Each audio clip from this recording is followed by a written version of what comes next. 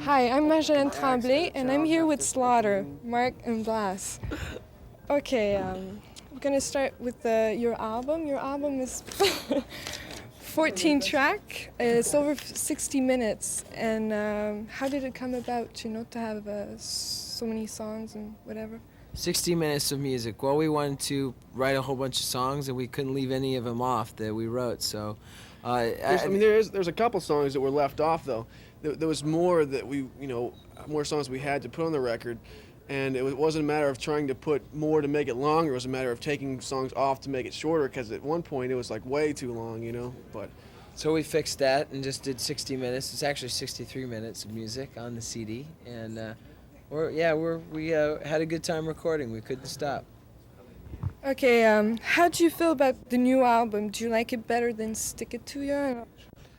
It's a lot different than Stick It To You. Stick It To You was in the embryonic stages of the band. The band was put together in the studio, so a lot of the things you hear on the first record is just us really trying to find our niche and our sound. After playing the amount of dates that we did, we took that live element directly into this record. About your wildlife cover album, a lot of people must ask you about this. But it doesn't have any. Has nothing to do with child abuse. It was really, we like the art, and we wanted this album to make a statement, that there was change in the band, and we wanted to, the way it looked, the fact it was black and white and red, it was just very bold, and that's what our new album represented, something bold, a change, and also, I mean, the actual act of the guy whipping the kid, it really, if it represents anything to us, it's not child abuse or anything like that. It's more like the guy who was holding the guitar. Originally in the art form, it was a violin, and it was somebody being forced to play a violin in the 18th century. But now it represents to us a freedom of expression, of playing the music you want to play regardless of what authority figures say. Right? Very good, Blas. What did he say? You were participating in Bill and Ted's Bogus Journey. Yeah, most excellent. He was Ted. Yeah. He was Ted. Yeah, when they used the back of the head, that was mine. They used the back of my He head. played basketball with his head. Yeah, when they did the basketball with the head thing. That's why it's kind of goofy now, Yeah, that's why bounced most him around excellent. too much. Yeah, no doubt. No, I wasn't Ted, but it was a good time. Actually, when we did the Bill and Ted song, we were out on the road with Cinderella in Canada, and we recorded the song over in Little Mountain Studios over in Vancouver. And they asked us to write a song. We said, well, we don't have any time. They said, well, if you can, do it. So we did. We just wrote a song while we were on the road, and it was great. It was good fun. Okay, was it good publicity too? Or? I think it was more good fun than it really was a publicity thing. It was just a sense of we liked the first movie and thought, hey, why don't we get into the next movie and just have some fun with it? Okay. What are your touring plans? When will you start? Where will you go? Will you pass by Montreal? And are you opening act or main act and whatever?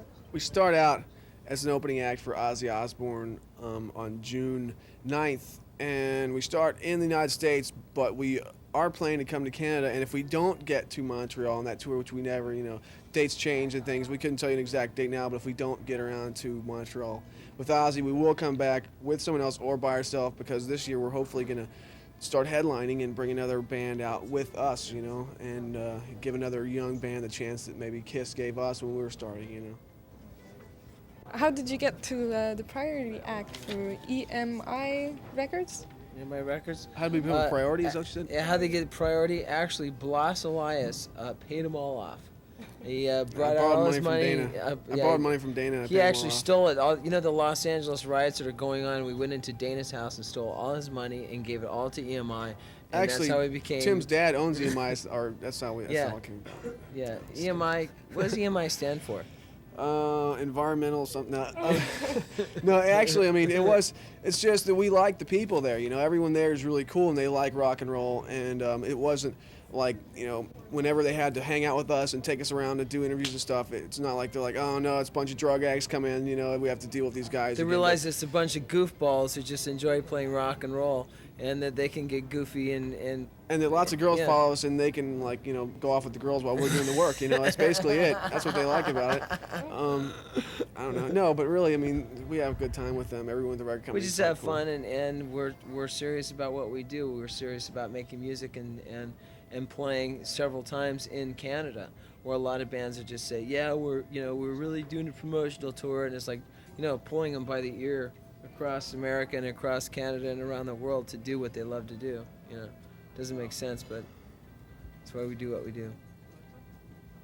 Okay, well, do you want to send a message to your fans? Or Send a whatever? message to our fans. Yeah. Thanks for being there, and we look forward to playing for you very soon.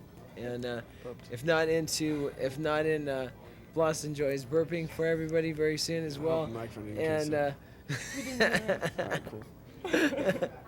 and we look forward to seeing everybody out at the shows. So yeah, have a this good is one. great. We love Canada. You know, we had some great times here. In fact, some of the footage from it, we have a long form video that was released simultaneously with the album, The Wildlife. It's called The Wildlife, the long form, and we have a lot of footage from Canada, some Canadian dates, and can't wait to get back here.